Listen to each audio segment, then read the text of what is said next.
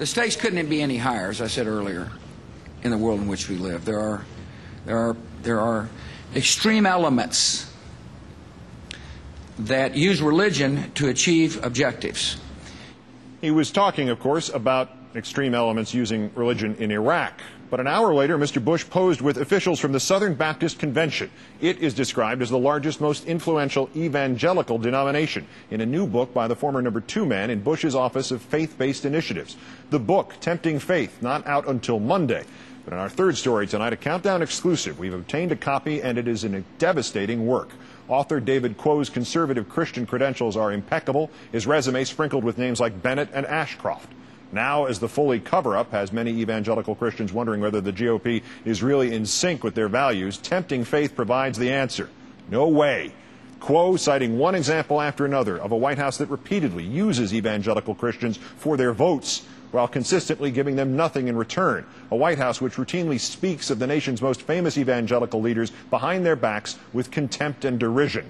Furthermore, faith-based initiatives were not only stiffed on one public promise after another by Mr. Bush, the office itself was eventually forced to answer an even higher calling, electing Republican politicians.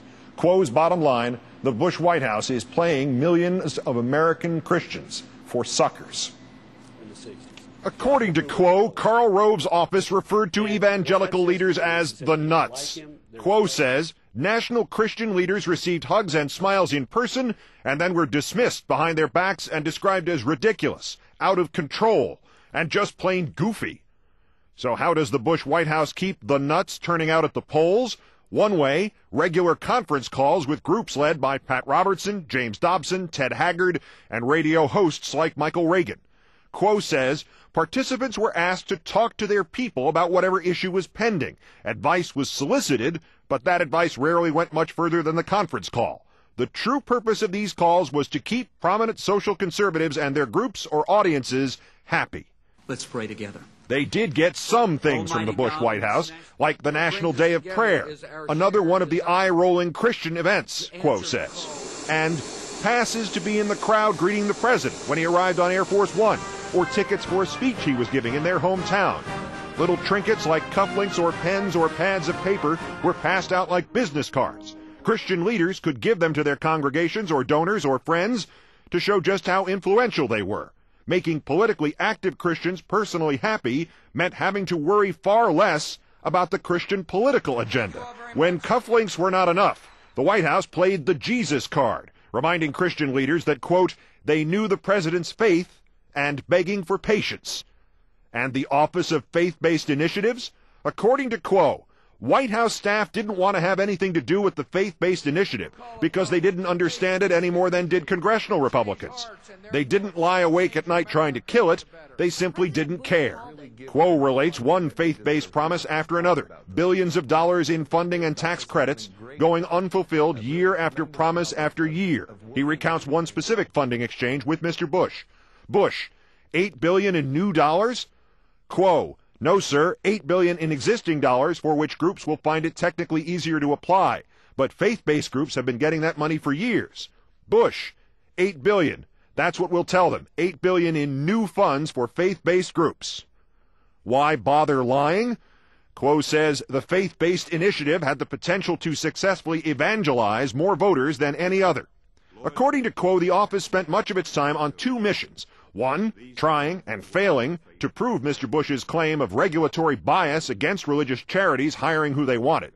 Quote, finding these examples became a huge priority, but religious groups had encountered very few instances of actual problems with their hiring practices. It really wasn't that bad at all.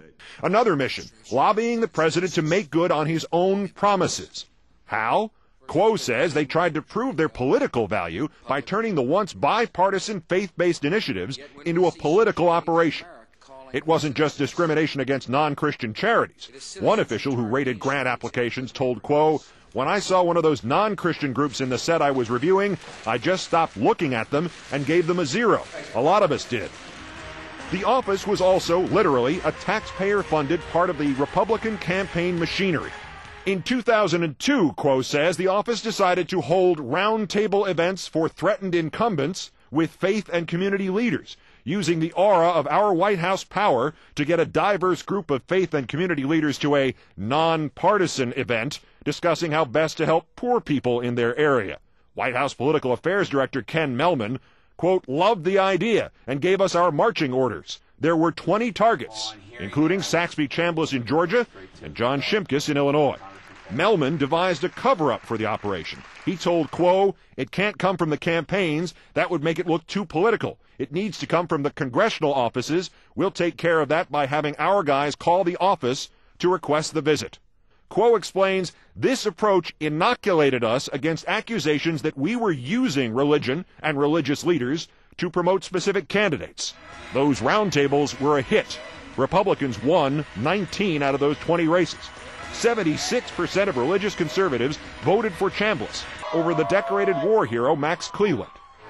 And Bush's 2004 victory in Ohio, that, quote, was at least partially tied to the conferences they had launched there 2 years before. By that time, Quo had left the White House, concluding, quote, it was mocking the millions of faithful Christians who had put their trust and hope in the president and his administration.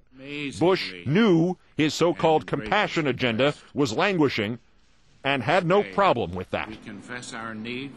If you would question Mr. Quo's credibility, you should know that his former boss also quit the White House, complaining in his one public interview that politics drove absolutely everything in the Bush administration.